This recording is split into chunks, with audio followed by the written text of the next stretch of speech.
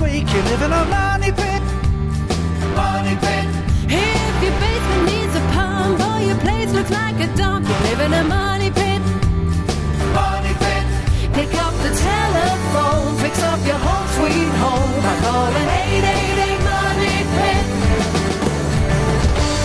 The Money Pit is presented by Hart Tools, available exclusively at Walmart, and Dyche Coatings. Now, here are Tom and Leslie.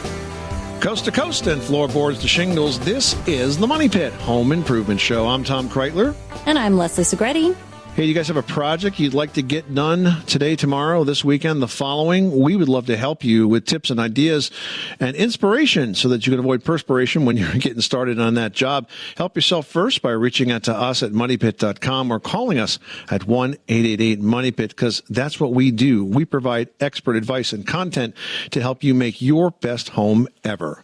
Coming up on today's show, as the weather warms, we're seeing more and more signs of spring that are cropping up. But along with the flowers and the trees and all that green, there's a lot of wildlife that cross over that wild side right into your yard, and they can disrupt your plans for a beautiful landscape and garden. So we're going to share some tips and personal experience we have with keeping deer and rabbit and groundhogs out of that space. And while new home baths have nearly doubled in size over the past 30 years, the bathrooms in most older homes average about 5 feet by 8 feet. So short of ripping out walls to increase space, there are ways to use that small space to its fullest potential. We're going to explain those options. And speaking of spaces, if your closet is always busting at the seams, there is a simple reason for that, Leslie: math. Most of us put more stuff into the closet than we take out. So we're going to share some steps to keep closet clutter under control. But first, we're here to help you with your home decor and your home improvement projects. So what is on your to-do list? Well, you can move it over to our to-do list by calling us or posting to moneypit.com. The number here is 1-888-MONEYPIT, 888-666-3974. Let's get to it. Janet in New York, you have got the Money Pit. How can we help you today? I've had a new countertop installed on a newly built house, and my options were granite or granite. And they installed the countertop in the kitchen, and I've looked online and I've talked to several people, and I get so many different options or different ways to keep it clean and to maintain it. Right. My biggest thing is, this granite seems to be more work than my Formica countertop that I took out. Yeah, you're right about that. Oh. You know, everyone thinks, well, it's granite, it's going to be indestructible. Yeah. Well, it is, but the finish needs a lot of work to maintain. I mean, the quartz countertops are a lot easier to maintain than granite, but granite is porous by nature. And so, you know, they mill the granite and then they finish it, and that sealer has to be redone from time to time, usually every few years, and you have to stay on top of it with cleaning and polishing. So you're right. It is more work than a Formica countertop ever was. Right, Leslie? Yeah, and you also have to make sure that whatever cleaning supplies you use, are safe for a granite or a natural material surface, because you don't want to put something on that could deteriorate the protective coatings on top of it. And, be careful with the edging that you select, because an OG edge, while more decorative, is a little bit more delicate. And when you're washing the dishes and the buttons on your jeans are rubbing against it, it could eventually wear that away. You just have to be careful, but they look great and definitely worth the work. Oh, well, my other question is we have there's a drop sink in it, and I'm kind of concerned because the big thing everybody says is, or the experts, is to don't let water sit, don't let any liquid stay on it for any length of time. What about the lip or the rim underneath the granite where the sink is? It's do you know what I mean? The sink is an underneath one, so there's a little hangover. It's not going to deteriorate. It is granite, but and you're not going to see that spot. So it's just a matter of keeping it clean, just so that you don't get any growth of any mold or fungus in there, because that can smell sometimes. So I would just stick with good quality granite cleaners. One we've been recommending for years is a line by Stone Care. People seem very happy with that. There's a cleaner and a polish. You can find that at Amazon and Walmart and places like that. Not too terribly expensive, and just try to stay on top of it. Oh, good. Thank you. You're welcome. Good luck with that project. Thanks so much for calling us at 888-MONEYPIT. Heading out to Michigan, where we've got Colin on the line. What's going on at your money pit? I'm trying to figure out the best way, given that we kind of have an older house that's 70 years old, to determine how to level the concrete flooring. It seems like there's a certain amount of rise over a 8 or 10 foot run. I'd say in the ballpark of a quarter to a half inch anywhere in various spots of the basement. So I'm trying to figure out if I need to do any kind of leveling and how best to determine that, given that I'm going to be installing a vinyl planking with the underlayment already attached. Okay. So first of all, keep in mind that your basement floor is not part of the home structure. It's just there covering the dirt. It's not interconnected with the walls. It's really the last thing that's added to a basement. And because of that, sometimes, they're not put in as well as, say, like a garage slab might be. So the fact that you've got some rise and fall in that basement, do you see cracking or deterioration, Colin, in this, or is it really just the uneven surface you're dealing with? It's a slight cracking. I would say the worst of it is maybe, an 1/8 to a 1/16 of an inch. I don't think so there's, and it's not getting worse. Yeah. So here's what I would do. You have the option of using a floor leveling compound on that, but I'm not so sure that you really need it because it doesn't seem like it's got very much of a differentiation. I would work with the flooring company you're buying this from. For example, if you're purchasing flooring at Lumber Liquidators, now called LL Flooring, they have experts in the store that can check the specs for the product that you are purchasing and determine how much differentiation over what distance it's rated for. And if it exceeds that, then you would want to use a floor leveling compound to try to even that out. Now, there are products that are designed to go on top of concrete. There are also concrete leveling products that you can use. You'll have some choices, but that would be the solution if it turns out, in fact, you do need to level it. Okay, yeah, that's great. That's kind of exactly what I was hoping for with this project because I am trying to do it all myself. So, well, congratulations. It's a great project to take on. Good luck with the project. Thanks so much for reaching out to us, and let us know how you make out. Will do. You have a great day. Heading out to Cape Cod, where we've got Sherry on the line. What's going on at your money pit? Well, hi. I have an Anderson slider door. Okay. It never did it when it was new. It's about 20 years old. Okay. That the bottom railing where the door slides, I think it ices, and right by the door, there's plywood underneath the carpet. And what it does is moisture turns that carpet a dark brown, and I think it's tannins from the plywood, but lo and behold, it's that bottom rail that ices, and I think that's where the water's coming from because it's never wet. Well, I mean, first of all, Anderson makes a heck of a good sliding glass door. Of all the doors out there, that's one of the most durable. The first thing I would do is I would check the alignment on the door, and you'll find that on the bottom of that door, there's going to be two like plastic caps, one at one end of the sliding door and one at the other.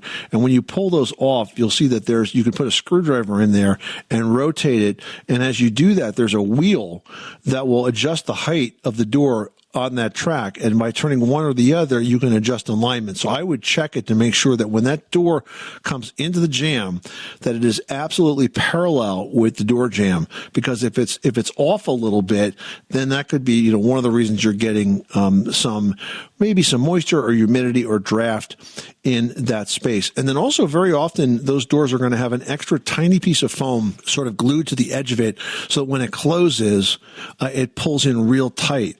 You see this on sliding doors. You also see it on regular doors too. It's like an extra piece of weather stripping. It's only about, 1.5 inches square, and it's adhered to the very bottom of the jamb.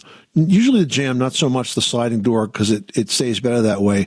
And so when that door comes in, it pulls tight and seals it. So I would look at the alignment there first, and then I would try to determine whether or not there's any gaps. And the last thing I would do is I would go outside, and this is easier to do at night, with a strong flashlight, hold it parallel to the bottom of the door and even under the door.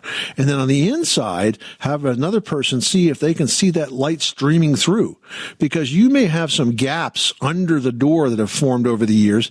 And if you find those, you can seal those with an expanded foam insulation. Now, there's one, Great Stuff makes a number of these. You want to use the one that's rated for windows and doors because it's not quite as stiff and it won't move that sill plate. It will just sort of fill up the space, or you could caulk it. But I would check for gaps. I would check the alignment for the door, and I would add that little tiny piece of weather stripping. Okay? Thank you so much.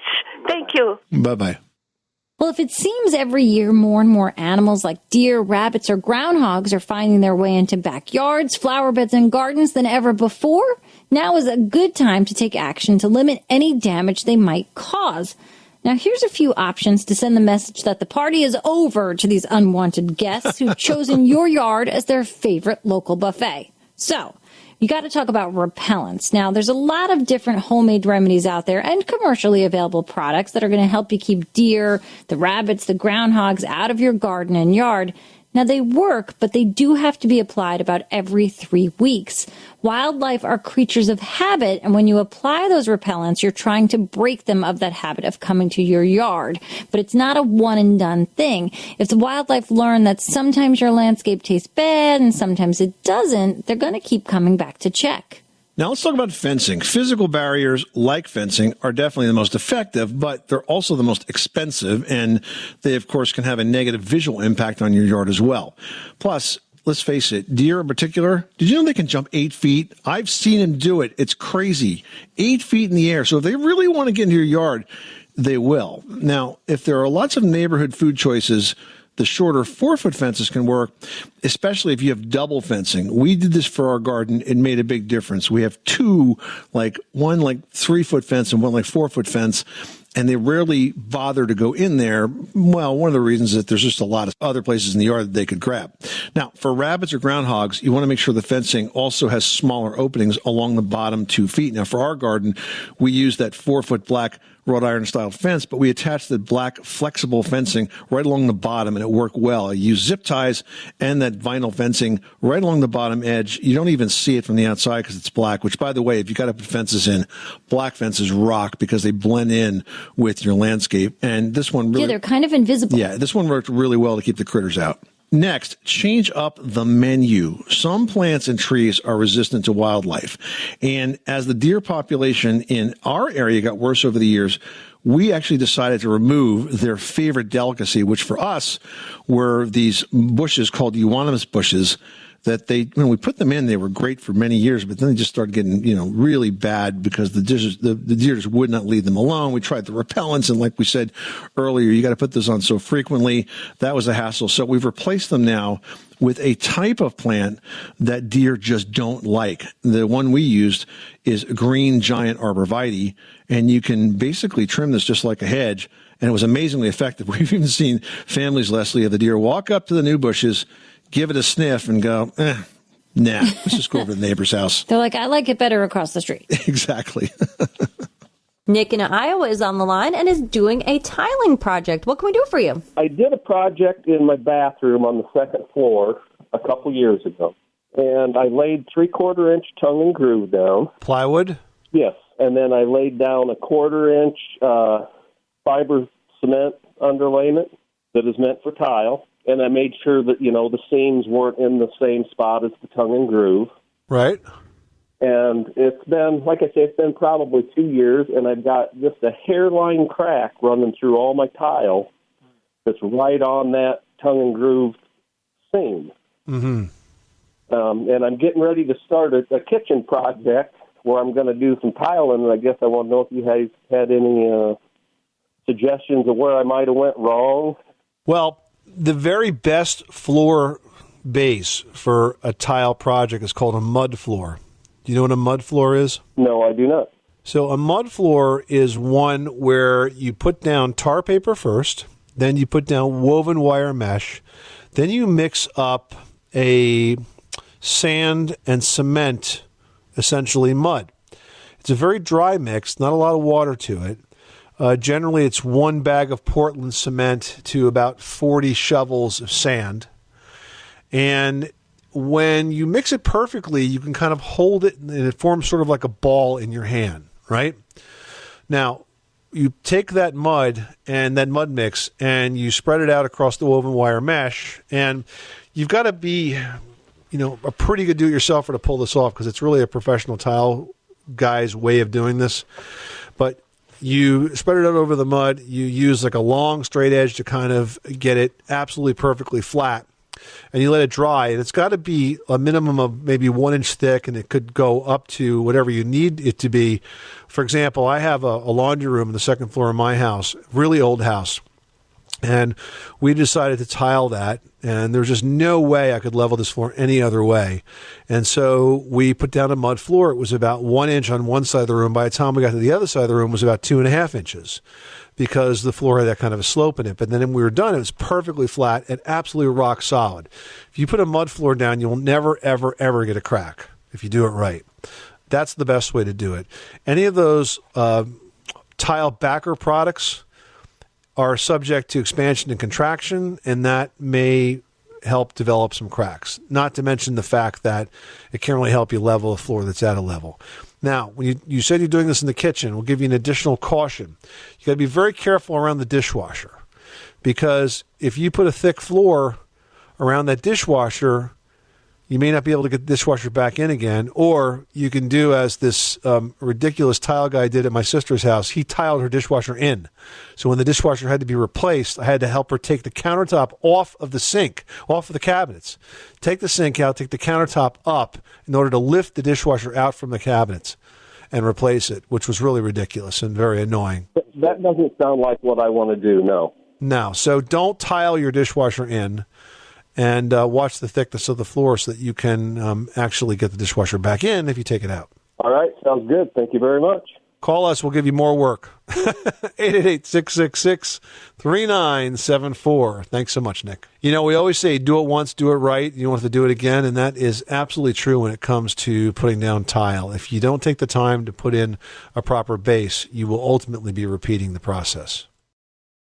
Frida from Ohio is on the line with the Money Pit. How can we help you today? Hi. My radar, I'm in a radar range microwave. It's mounted above my stove.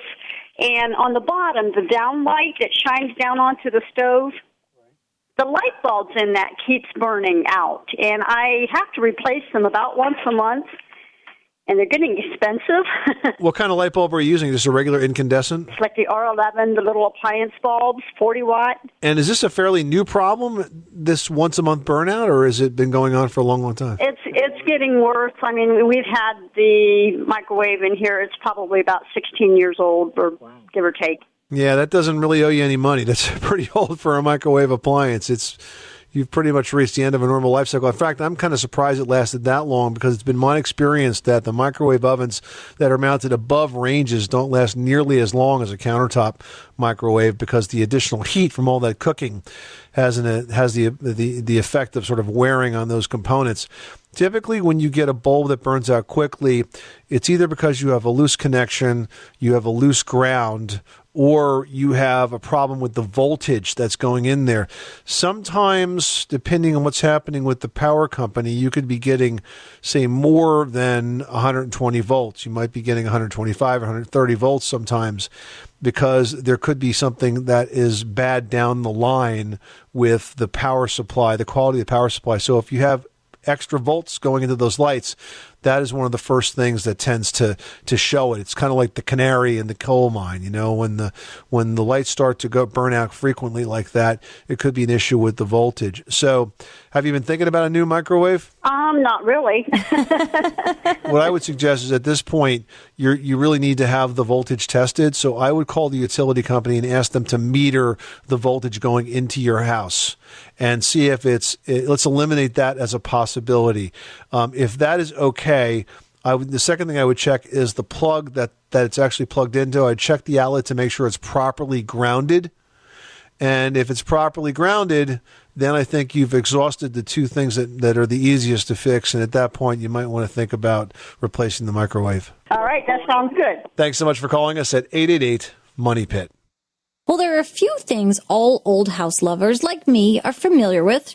Drafty windows, less than perfect plumbing, squeaky floors, and my least favorite, I should say, is small bathrooms. I think your small bathroom is the one sort of nemesis in your house. It's the element you hate the most. Well, and it's the only one, so I don't have a lot of choice. There you go. Well, listen, while new home baths have nearly doubled in size over the last 30 years, most of our older bathrooms, and by older, I mean not terribly old, like even homes that were built like in the 80s and the 90s, they average 5 foot by 8 foot.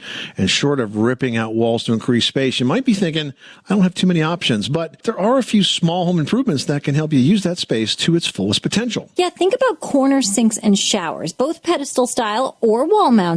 A corner sink looks great, and it does free up a ton of floor space in that bathroom. Likewise, if you're planning a bigger remodel, curved quadrant shower units, those can conserve precious real estate in that bath.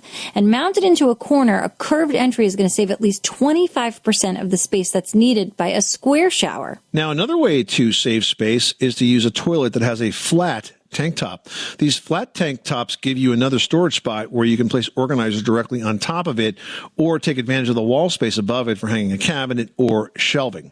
And Leslie, for you, if the tub space is limited, one option is to look for smaller, deeper tubs. These are often very great soaking tubs with deep set seating. You can even find small clawfoot tubs that will work for this purpose as well. Oh my goodness, if I could just sit in the tub, I would be so happy. Now let's talk sinks. Another option you can have there is a vessel sink. And that can be mounted on a scaled down cabinet or another piece of furniture that's going to give you a bit of storage in the bathroom space. And since the sink is on top of the vanity, you've got a lot more space in that cabinet for actually storing stuff. And finally, towel storage. If you've got a lot of towels around, like we always did in our house, you can mount a hotel-styled multi-tiered rack on the back of the entry door or high up on a bath wall near the ceiling. Now, in my house, I couldn't find one that was sort of the right space for our walls, so I made it because I'm looking at it thinking, I can do that with PVC pipe, and that's exactly what I did. I made a rack that looks like a hotel-style rack, but I did it with small PVC pipe, and then I painted it sort of a bronzy color, and it looks fantastic, and you really can't tell that it's not a regular manufactured rack. So there definitely are ways to deal with small spaces in your bath, and if you think about using efficient fixtures and taking advantage of some of that space that you're not using now, like that space that's up higher near the ceiling, like we did with our towel rack, you can really fit a lot more in without doing like major renovations. Now we're heading on over to Iowa, where Brian has a crack on the wall that keeps on coming back. Tell us what's going on. Well, yeah, I built this home about 6 years ago and noticed it, within the first year, really, that in just one of my bedrooms, I have a crack that comes up from my bedroom going into my bathroom door, and it kind of almost goes up probably close to 2.5 feet, 3 feet, and it comes and goes depending on the year. I've finished over it a couple times on both sides of the wall, into the bathroom and here, and I've tried to refinish over it. It keeps coming back, and my builder looked at it, can't quite figure it out. And this is what we call a Groundhog Day home improvement project, Brian, because it just keeps happening over and over again, right? Yeah. It's just, just originally I just tried to cover it up and see, make it look better. And all right, well, here's the thing. You've got a very normal crack in a wall there. Cracks often form over doors, like exactly what you're describing there, because that's a weaker part of the wall. And for whatever reason, you had some settlement in your house and it caused this crack to open up. The fact that you're spackling it is not going to solve it. It solves it for a season, but it won't solve it permanently. What you need to do is you need to sand the area of the crack pretty well, because I want you to get rid of all that extra spackle you've been putting on there. Then I want you to add a layer of fiberglass drywall tape, which is sort of like a netting. It's a bit sticky backed.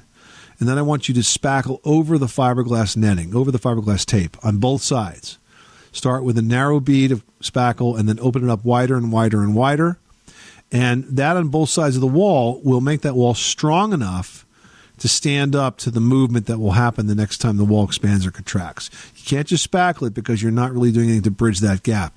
You bridge that gap with the tape, spackle over the tape, now you've got a permanent repair. Does that make sense? Yeah, that makes sense. All right, good luck with that project, Brian. Thanks so much for calling us at 888-MONEY-PIT. Now we're heading on over to Delaware to chat with Ruth, who's having an issue with water heating. Tell us what's going on. Our water heater I'm guessing it's around 12 years old, and whenever I use the hot water, it doesn't seem to last very long. And so a couple months ago, maybe 6 months ago, my husband and his friend, I guess that's what he does for a living, they emptied the water heater. They put 2 new elements in, but in my opinion, it's still doing the same thing. Like it didn't. To me, it didn't change the length, how long the hot water lasted. And this is an electric water heater? It's not gas, it's electric, yes. And so when they replaced the elements, they tested both elements to make sure they actually work? I'm not sure if they did that. I don't know. He said they put new elements in. I'm assuming I guess I could ask them later if they did that. Because here's the thing. When you have a water heater that's electric and it runs out of hot water quickly, it's usually because one or the other of the 2 elements burn out or the control circuit breaks down so that they don't actually come on. So what you do as a technician is you run a continuity tester on these coils, and it's a way of determining whether or not they're working or not. Electric coils for a water heater is just like a light bulb. Either works or doesn't work. There's no in between. And so the first thing I would do is check the continuity on both of these coils to make sure they're both physically working, because what you're describing to me sounds like one is not, and that could be the whole source of the problem, okay? All right. Ruth, thanks so much for calling us at 888-MONEY-PIT. Well, did you know that over the last 3 years, the average tax refund was over $2,800? For DIYers, that means newfound money to take on projects you might have been putting off. To help you make the best use of your hard-earned windfall, we've put together a series of projects that will add value to your home and get done without blowing your tax refund budget. And today's tax refund tip is presented by Hart Tools, available exclusively at Walmart.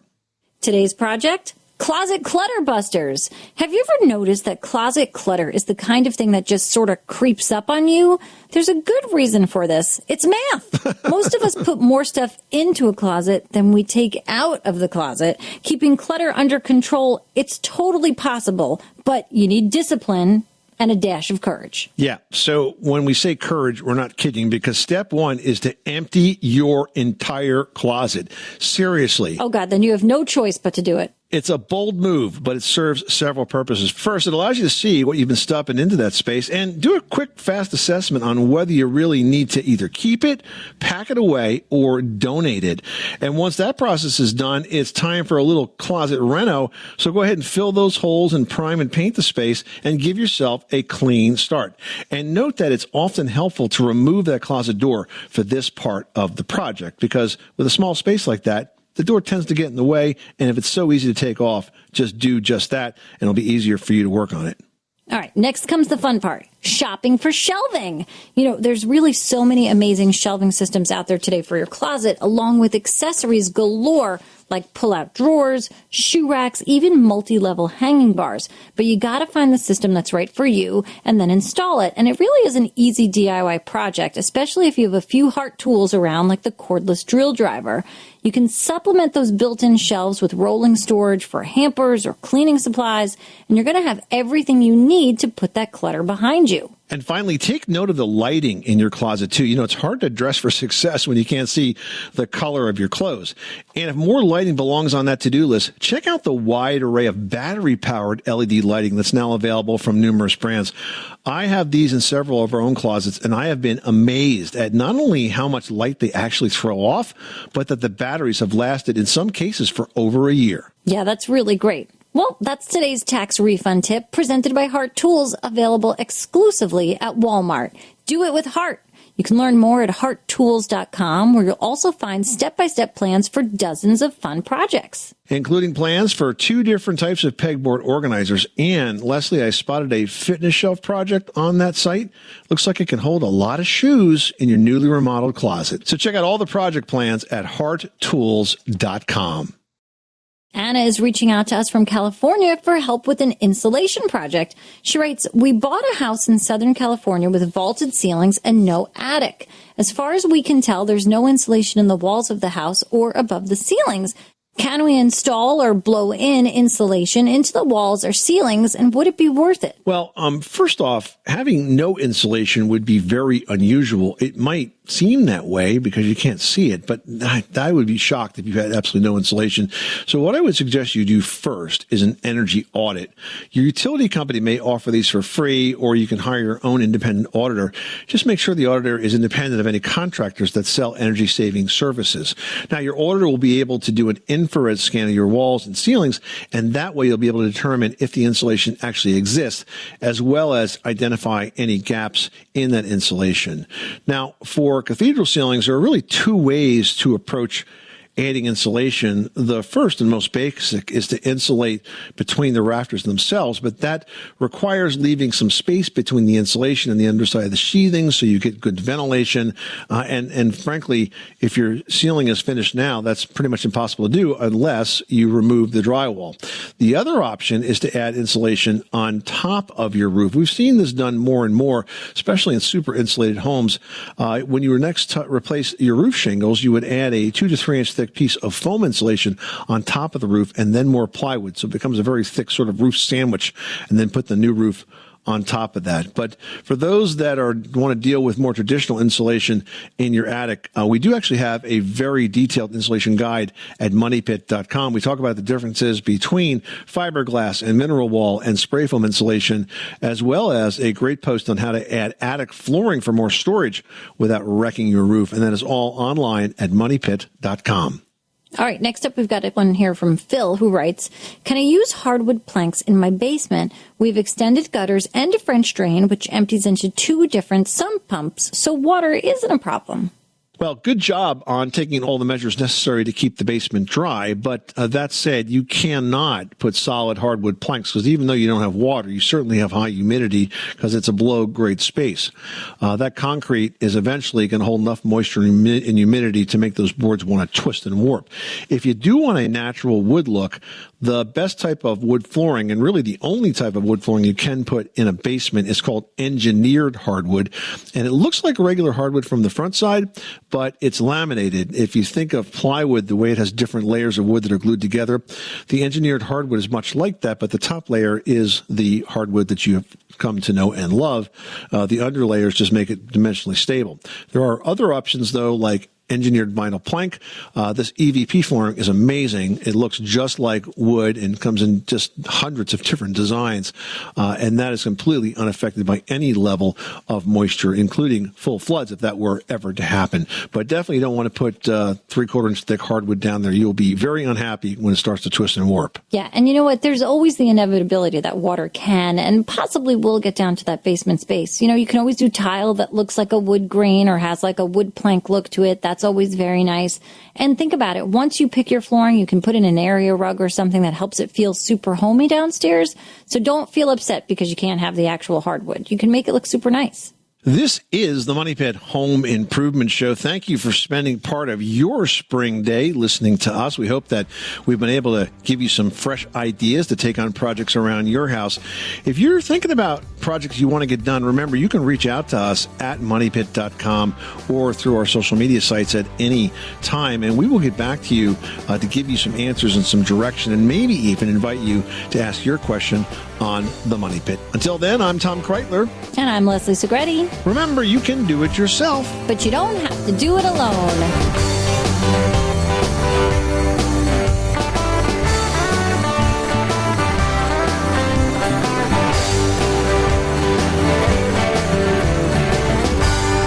You live in a money pit.